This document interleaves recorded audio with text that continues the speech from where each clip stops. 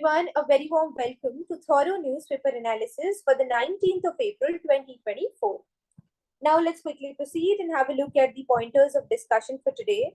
So first of all, we have the editorial segment, and this is going to be followed by the legal news update segment. So in the editorial segment, we have an Indian Express article for the purpose of our discussion. The title of this article is How UP's Anti-Conversion Law, It Governs Religious Conversion. If you remember, a couple of days back, we did a similar article on the anti-conversion law, which is prevalent in the state of Gujarat. Now, in that article, we discuss another, discussion pointer, which was that will these two religions, which is, will Hinduism and Buddhism be considered as part of the same religion, or they would be, considered as different religious entities for the purpose of that act. Now, today in this particular act, we talk about different aspects of it. But in the process of it, we'll realize that both of these acts, and in fact, the anti-conversion law in all the other states as well, they're broadly, based on the same structure, more or less, which is that, they tap conversions which are illegal and also conversions which are legal. For legal conversions, they have prescribed a certain formalities or procedural, formalities that have to be, followed and complied with. And then as far as illegal conversions are concerned, they have enlisted grounds, made those conversions as illegal, prescribed punishments for those. So without further ado, let's start with the article with the title, How UP's Anti-Conversion Law, It Governs Religious Conversion. So let's see the context of this. See, very recently, which was on 4th of April, the Allahabad High Court, it refused to quash an FIR. Who was the person who, approached the High Court and who was against whom the FIR was lodged? So the person was a Muslim man. He was an interfaith live-in relationship. So the High Court refused to quash this FIR against this man, citing the prevalence of a law in the state, and that is the Prohibition of Unlawful Conversion of Religion Act of 2021. So what has happened here? There was a Muslim man. He was in a live-in relationship with interfaith live-in relationship, which means his relationship partner belonged to some other religion. Now, there was an FIR which is registered against this man. He wanted this FIR to be quashed. As a result, he approached the High Court, asking the High Court to exercise its, inherent powers to quash this FIR. The High Court refused to do so on the ground of this particular act. A bench of Justices Vivek Chaudhary and Narendra Kumar Jory, they observed that the UP anti-conversion law, it prohibits interfaith live-in relationship, and that the FIR could only be quashed if the couple got married in accordance with law. Now let's talk about what is an illegal conversion under this law and what is the punishment which is prescribed for such sort of a conversion. See, the High Court relied upon a section in this act, which is section 3, subsection 1. This particular section, it prohibits the religious conversion of a person by the use of misrepresentation, fraud, undue influence, coercion, allurement, or by any fraudulent means. So let's say there is a religious conversion of a person based on these elements. So these were, the triggering point which sort of persuaded the person or caused the person to change the religion. What are those? When there's misrepresentation, there's fraud, there's undue influence, there's an element of coercion, or there's an element of allurement, or any other fraudulent mean, then the conversion resulted from this, it would be illegal. Now there is, notably an explanation which is attached to the section, which states that conversion by solemnization of marriage or relationship in the nature of marriage would also qualify as illegal conversion. This term, relationship in the nature of marriage, this is what we mean when we say live-in relationship. You would also see this definition under your DV Act. All right. So in the current case, the court said that the live-in relationships, they were in the nature of marriage, further stating that section 3, subsection 1 of the said Act of 2021, It prohibits such live-in relationship, which is in the nature of matrimonial bond. Hence, such residing of petitioners in live-in relationship like marriage, it cannot get approval by the court of law. Also, Section 4 of this particular Act of 2021, it states that any aggrieved person or any relative of the aggrieved person, they can lodge an FIR for illegal conversion. So those who are found guilty under Section 3, they can now be punished in terms of Section 5 of this particular law. So now let's have a look at the nature of punishment which is prescribed in this particular act. So the standard punishment is 1 year to 5 years imprisonment and a fine of at least rupees 15,000. Further, if the victim is a woman, a minor, or a person belonging to scheduled caste or scheduled tribe, then the punishment is further enhanced to 2 to 10 years with fine of at least rupees 25,000. At least. So this is the minimum fine which is prescribed. In cases of mass conversion, the punishment becomes 3 to 10 years and a fine of at least 50,000. So the minimum fine then goes up to 50,000 rupees. Now, for those who have already been once convicted of an offense under this law and they've committed the offense for the second or the subsequent time, that means if there is a repeat offender, so then up to double the relevant punishment may be provided. It has been imposed. So then the punishment goes up to double of the relevant punishment which is prescribed for the offense which has been repeated. Now, on the subject of conversion by marriage, Section 6 of this law, it also bars any marriage which is done for the sole purpose of unlawful conversion, and it also states that such marriage, it shall be declared to be void. So this is how illegal conversion is dealt with. The grounds have been specified in Section 3. Then further, there is an explanation attached which also ropes in conversion for by solemnization of marriage and relationship and nature of the marriage. Then we come to Section 4, which gives the aggrieved person or relative of the aggrieved person a chance to file an FIR. Then Section 5 prescribes the punishment for such a criminal act. And then a question might arise, which we also covered while we discussed the Gujarat law. What if the conversion is, it is not propelled because of any of these factors? Then what do we do? What if the conversion is lawful? Then what is the procedure? What is the procedure then? So let's talk about the procedure for valid conversion.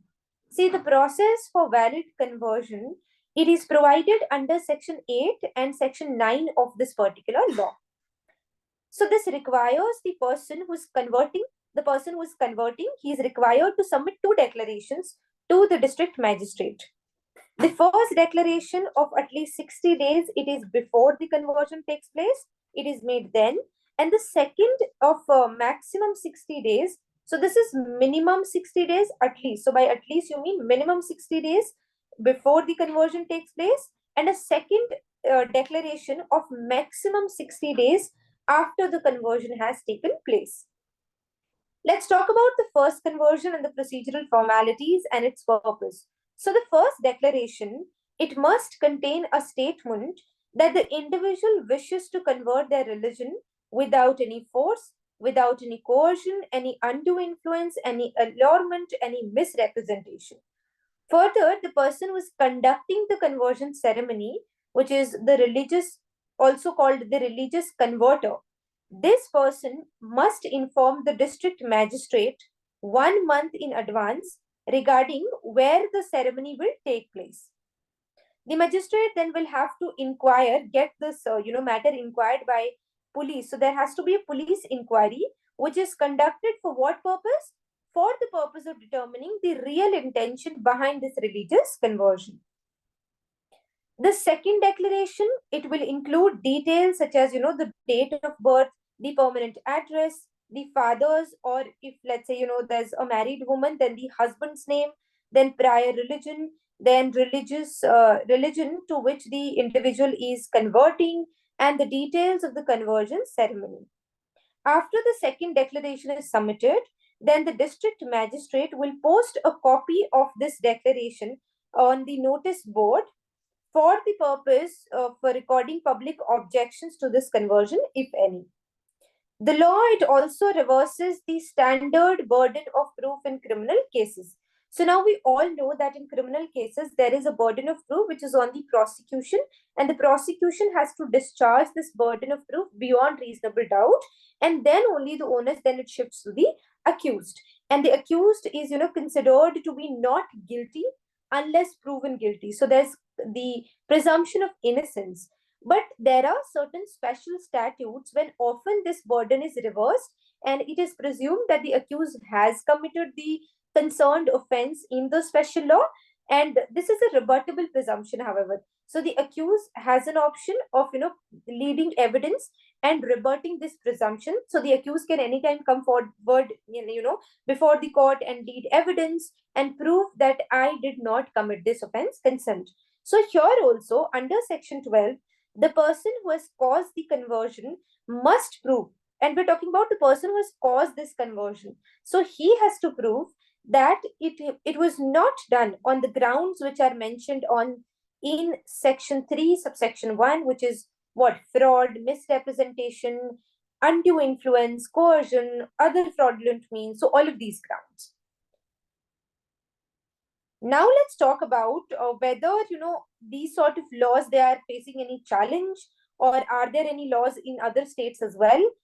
So a larger challenge to the constitutionality of anti-conversion law, which are passed by various states, it is pending before the Supreme Court.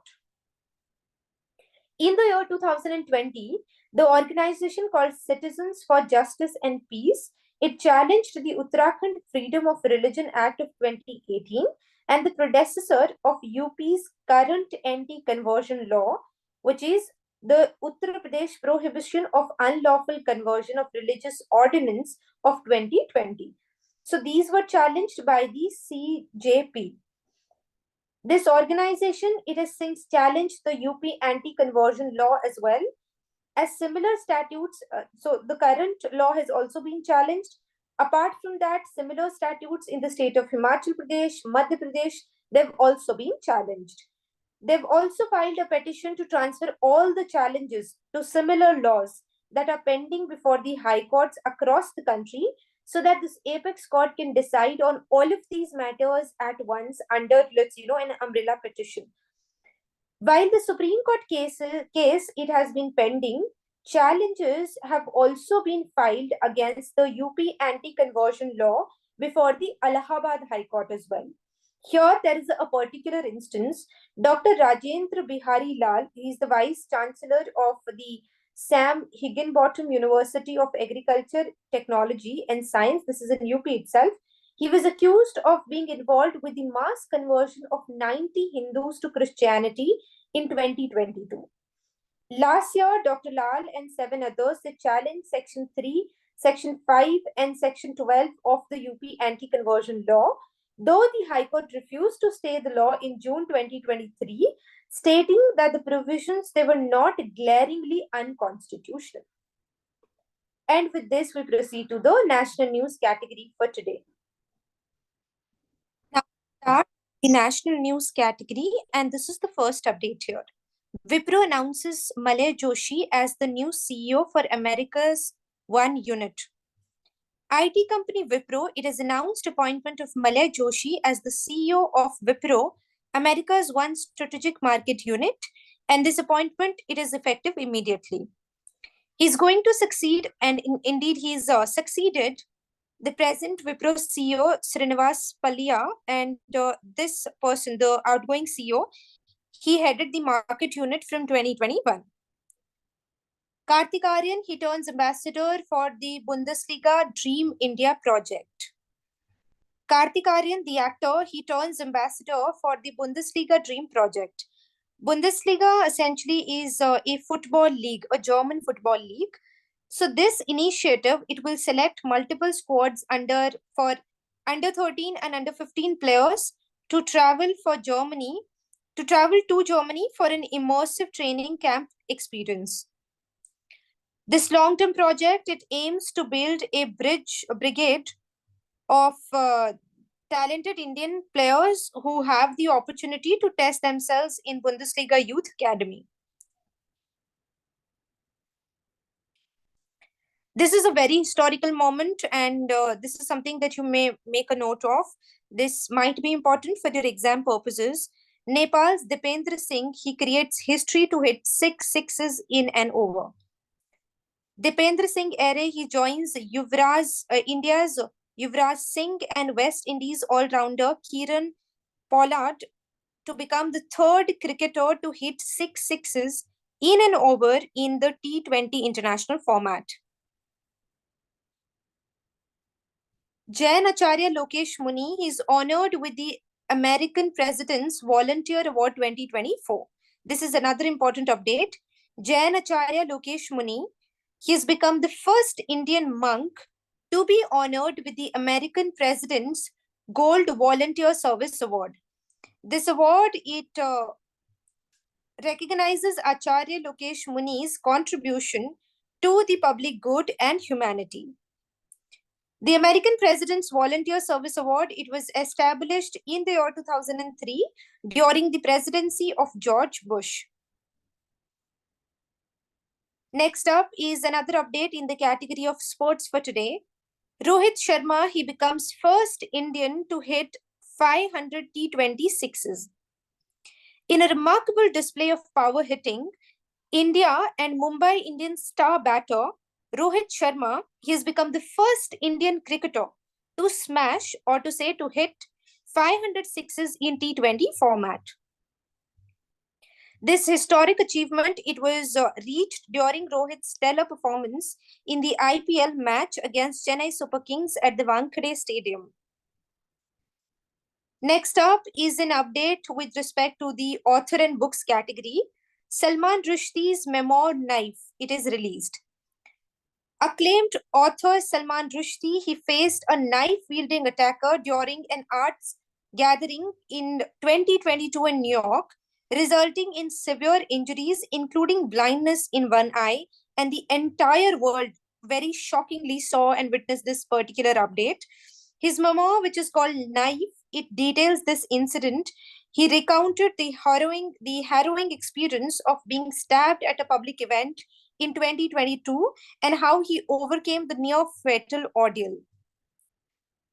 So with this, we've come to an end of our TNA. Thank you so much for being with us. And I hope this serves your purpose and this gives you an edge with respect to, your current affairs portion of the syllabus. Thank you. Have a wonderful day ahead.